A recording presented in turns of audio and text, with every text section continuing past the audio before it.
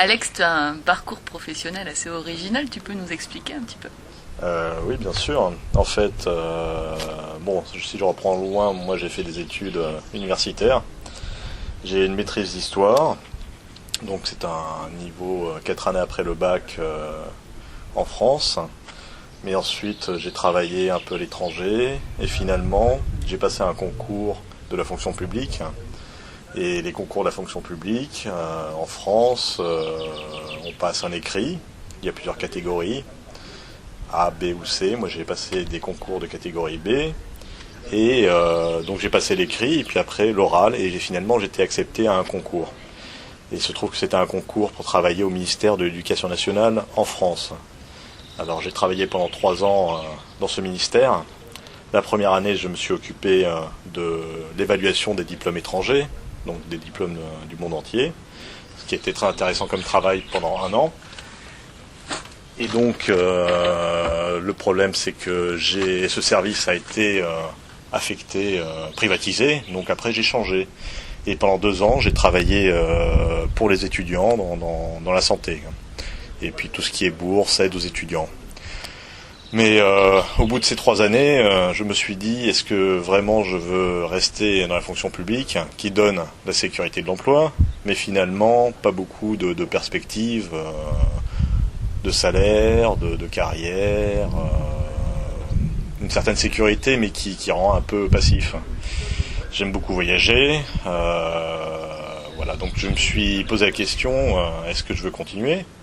Et si je veux changer, qu'est-ce que je pourrais faire qui soit intéressant, qui me donne des libertés, qui me donne la satisfaction au travail et qui me permette peut-être éventuellement de voyager, quoi. Enfin de travailler à l'étranger.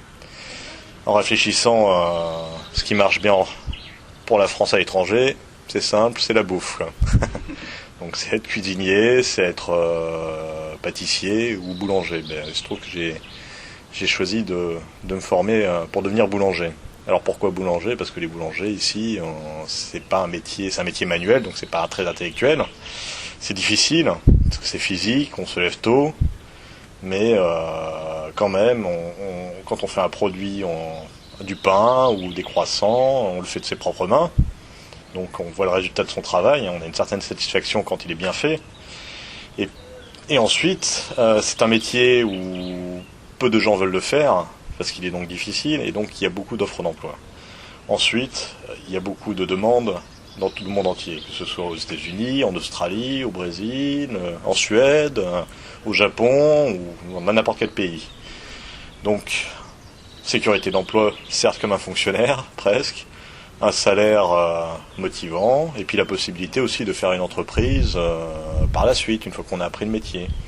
Parce que mon objectif, c'est donc quand même d'apprendre à faire des produits de qualité, mais également de fonder ma propre entreprise, peut-être en France au départ, pour me lancer, et ensuite de le faire à l'étranger, de choisir un pays.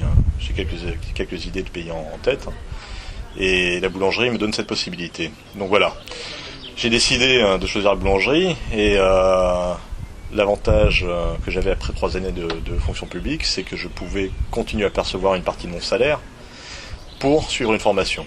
Mais attention, la formation coûtait cher. Donc j'ai dû payer cette formation de moi-même. Mais pendant 6 mois, donc j'ai appris le métier auprès de gens qui avaient beaucoup d'expérience.